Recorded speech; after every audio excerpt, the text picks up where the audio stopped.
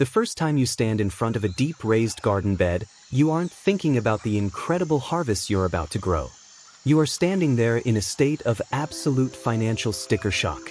When you calculate the volume of dirt required to fill a deep modular metal bed or custom frame, the math is devastating. Buying individual bags of premium soil from the garden center can easily cost $200 to $400 just to fill a single container. It feels like an unfair barrier to entry. We invest in these long-lasting beds to save money and bypass the grocery store, only to get completely crushed at the checkout lane before a single seed touches the earth. It's enough to make many people give up before they even start. But look at how nature builds abundance. If you walk into an old-growth forest, you will find the most fertile, deep soil on the planet. Yet nobody is buying plastic bags of store-bought topsoil. Nature builds its own life support systems by turning last year's organic waste into this year's raw nutrition through systematic layering. That is exactly what we are unlocking today.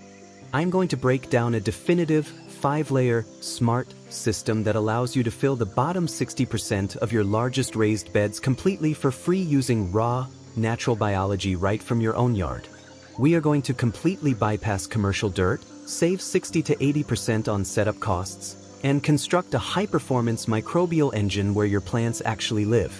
We are filling the lower 60% of this structure entirely for free, but make sure you stay tuned all the way through to layer 5. The scientific breakdown of how we mix that top growing zone is going to absolutely shock you, and it is the one critical secret that guarantees your plants will never sit there starving or stunted.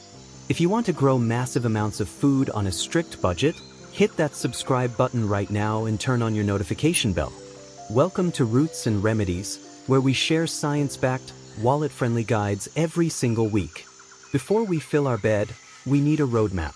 We are using traditional German Hügelkultur principles, meaning mound culture, and adapting that lasagna layering method into a modern modular metal frame or a DIY wooden pallet structure. While traditional Hügelkultur involves piling logs into massive sloped mounds to increase surface area, bringing the system inside a structured raised bed gives you the best of both worlds. You get a clean, neat aesthetic powered by a self-regulating, moisture-locking ecosystem beneath the surface. Let's build it from the ground up. Layer 1 is your foundation, and we are starting with simple, raw, corrugated brown cardboard. The most common mistake beginners make is spending a grueling weekend digging up grass or buying expensive, synthetic plastic landscape fabric. Don't do that. Digging up your native soil breaks open thousands of dormant weed seeds, creating a literal weed nursery right underneath your setup. Furthermore, synthetic fabric creates a permanent artificial barrier that prevents deep root migration and completely blocks native earthworms from entering your bed.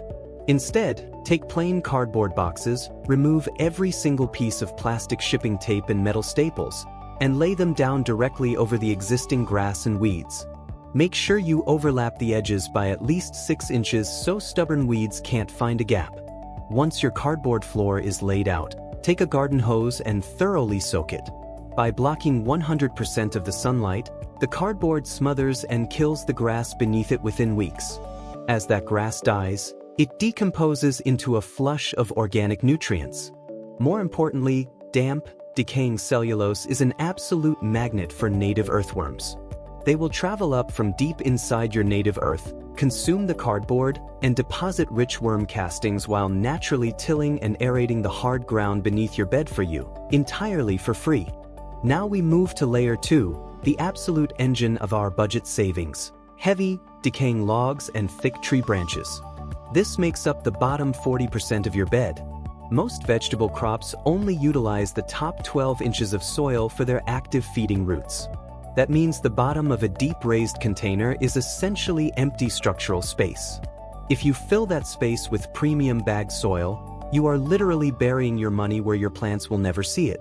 Instead, pack this lower zone tightly with logs you forage from your yard or source for free online. The science here is incredible. Think of wood as a dense network of microscopic cellular straws. When a tree dies, those channels remain open, transforming layer 2 into a giant, subterranean cellular sponge. During heavy rains, these logs absorb thousands of gallons of water, locking it deep inside their matrix. When the brutal heat of summer hits, your plants send deep anchor roots down to tap into this moisture, reducing your overall irrigation needs by 30 to 50%. However, you must avoid the toxic log blunder. You cannot use just any wood. You must absolutely avoid black walnut because it contains a powerful natural herbicide called juglone that will stunt and kill crops like tomatoes and peppers. You also want to avoid painted or chemically treated wood, which can leach toxins into your food, and keep resinous woods like cedar or pine to a minimum because they decompose way too slowly. Stick to safe, reliable hardwoods like oak, maple, birch, apple, or cherry. With your large logs in place, we move directly to layer 3, the bulking layer, which should make up about 20% of your lower structural zone. For this, you want smaller sticks, twigs, bark, and wood chips. The primary goal here is managing the physics of soil settling.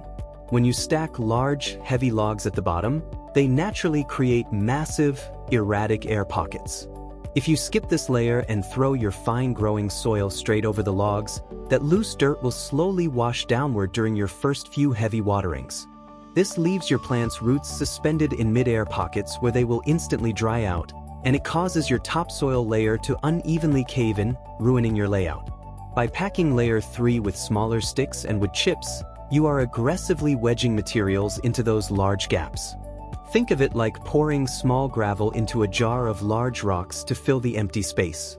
This creates a highly stable, tightly locked foundational matrix that holds the upper layers perfectly in place while still maintaining excellent, unrestricted drainage across the bottom of the bed. Now we move to layer 4, which makes up about 25% of the bed, and this is where we tackle a massive online gardening debate, the nitrogen robbery. If you talk to some gardening experts, they will warn you never to put logs inside a raised bed. They argue that the soil fungi and microbes breaking down that buried wood will aggressively pull all the available nitrogen away from your plants to fuel the decomposition process. If that happens, your crops will sit there stunted, yellowing, and starving. And they aren't entirely wrong if you don't use a nitrogen bridge. To completely prevent nitrogen lockup, we introduce layer 4, a thick layer of fresh, nitrogen-rich green matter right on top of our carbon layers. This means fresh grass clippings, green garden trimmings, coffee grounds, and raw kitchen scraps. Directly on top of that, we add a biological bridge of finished compost, autumn leaves, or aged manure. Think of this like fueling a campfire. The heavy logs at the bottom are your slow-burning fuel, but they need a massive spark to get going without choking. By sandwiching a high-energy, nitrogen-rich green zone directly above the wood, you are providing a massive, immediate source of food for active biology. The hungry microbes have everything they need to break down the carbon below without ever stealing a single drop of nutrition from your upper plant roots. It turns a potential problem into a thriving underground nutrient factory that feeds your plants from the bottom up. Now we have arrived at layer 5. The final 6 to 10 inches of your bed, and the absolute crown jewel of the entire setup, the active growing zone. This is where we deliver on our opening promise, because this is the only layer where you should actually spend any money. The big mistake most people make is buying standard, cheap, bagged topsoil, ripping it open, and dumping it right on top. Cheap bagged soil is often heavily compacted, stripped of life, and turns into a hard, brick-like crust after just a few waterings. Your plant roots don't just drink water and eat nutrients. They literally have to breathe oxygen to survive. If your topsoil is compacted and dense, your roots will suffocate, and your plants will sit there completely stunted. To unlock the true high-performance potential of this system, you want to mix a loose, premium, ultra-porous growing medium using the ultimate rule of thirds DIY recipe. First, blend in 1/3 high-quality finished compost or aged manure for raw, slow-release fertility. Second, add 1/3 cocoa coir or peat moss to hold moisture like a massive reservoir sponge. Third, mix in 1/3 perlite or coarse volcanic rock to create permanent aeration channels. When you dump this light, fluffy mix over your biological bridge, your plant roots will explode with growth. They get the ultimate combination of top-tier root aeration at the surface and self-sustaining, long-term moisture reservoirs right beneath them. If you scoop up a handful of this mix and squeeze it in your fist, it shouldn't form a hard clay ball. It should instantly crumble like chocolate cake. That is the exact texture that turns average plants into absolute monsters. Before we wrap up, we knew in the very next video.